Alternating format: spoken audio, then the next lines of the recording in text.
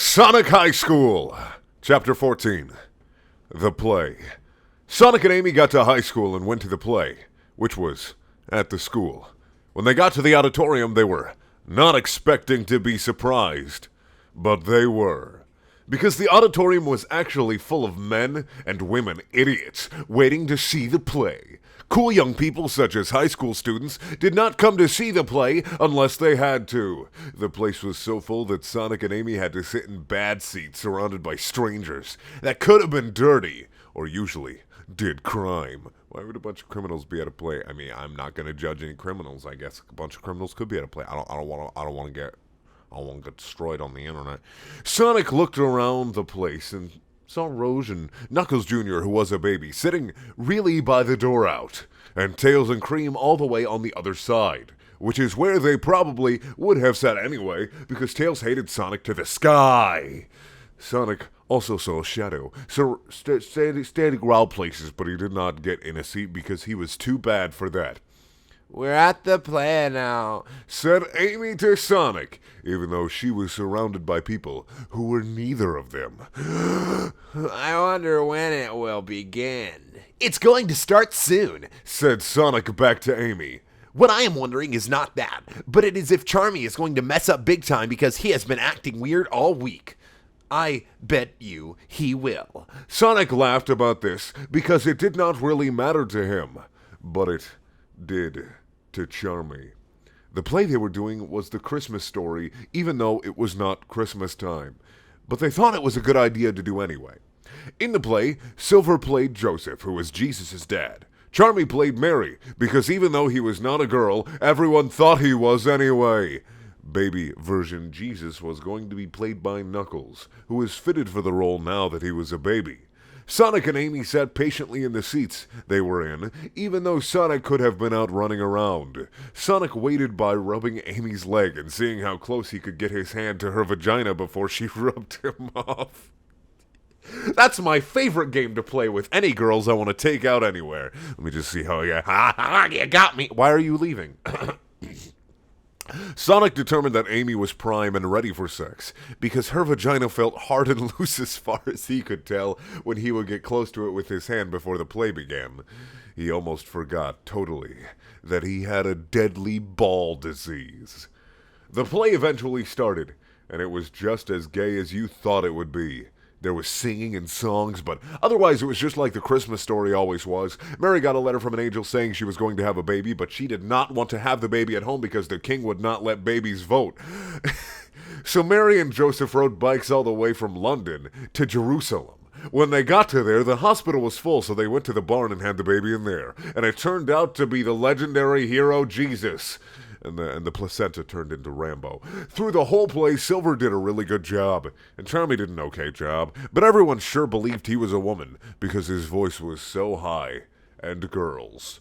Then they got to the ending where Mary was to have her baby out.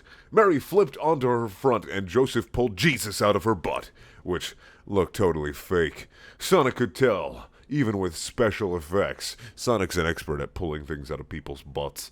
Joseph held Jesus up to show God, and then gave him to Mary, who was actually Charmy.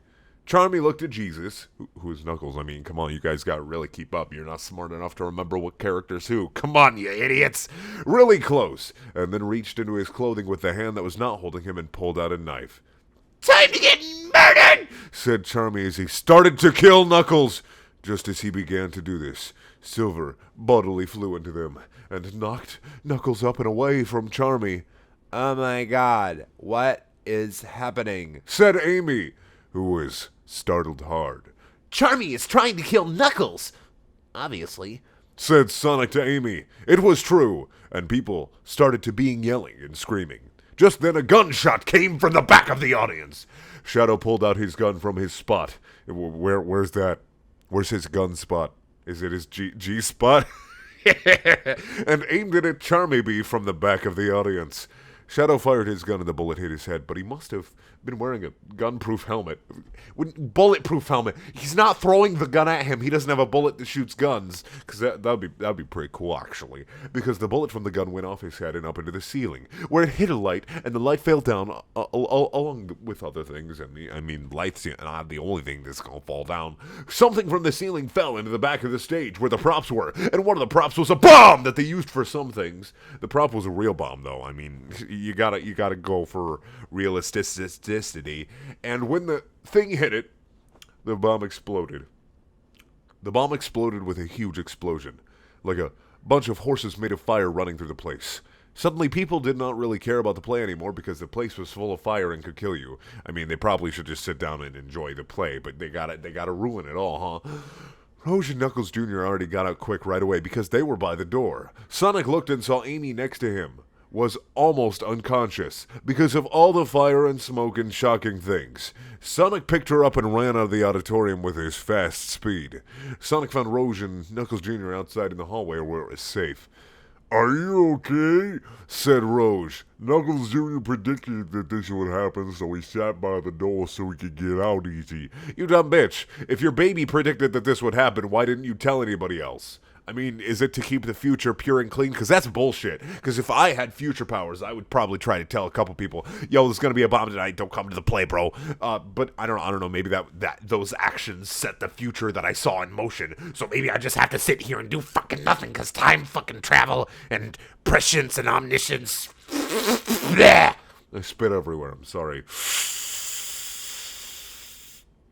Yes, we are okay, said Sonic. Amy here is going into a shock attack, but it is nothing she will not get over. Sonic looked around and saw people running out. "Shut up, cat!" "My cat's being loud. I'm very sorry. We gave her tapeworm medicine, and now she's in pain because she is having diarrhea and vomiting problems to get all the tapeworms out of her little cat booty." People were leaving and not helping the other people get out, but the lunch lady who had ears but was deaf was running into the auditorium and carrying women and children back out. The lunch lady lived in Mongolia by herself as a child and became very strong from carrying trees back from the frozen forests to the villages that she traveled between, so now she could carry stacks of people. Isn't Mongolia a bit warmer? Is Mongolia like a frozen tundra? I don't actually know this. I'm not a geologist or a science guy. Since she was deaf, all of the noises that the fire was making did not bother her because she could not hear. Sonic saw the lunch lady bring out cream, but Tails was not being brought out because he was not a woman or child. Sonic thought, "Damn, he is still my friend." Sonic swallowed his scary feelings and ran into the burning auditorium to Tails, who was passed out in the front. Sonic picked Tails up and ran and brought his body outside to the hallway and began doing CPR on his body. Sonic thought, "This will look gay." But it did not matter because Tails was still his friend. Sonic pushed on his body and started kissing him to give him life again. Sonic kept kissing, and Amy and Rouge and Knuckles Jr. watched him as he kissed Tails' face. But Tails was not waking up. "Sonic," said Shadow over on the side. "Charmy escaped and is running through the school like a murderer now. Stop CPR kissing Tails. You have to help us catch him." Then Silver gave Knuckles to Rouge and said, "He is safe now." But I don't even remember what Silver's fucking voice was. He is safe now, but he needs to sleep. Rouge was so happy she could have kissed him, but did not. Sonic looked and said, "Amy, finish doing CPR on Tails. I will let you and will not get jealous." Sonic kissed her mouth and felt one of her boobs and ran off with Shadow and Silver to go catch the guy who was trying to kill baby Knuckles that was now running around the school and could danger them all. Thank you for watching. Please check out my other videos. There are also things. If you want to watch more Sonic High School, click up in the top right corner. If you want to watch a random video, click in the bottom left corner. And if you want to buy shirts and shit, click in the top left corner. Help me buy food, please. I'm so alone and hungry.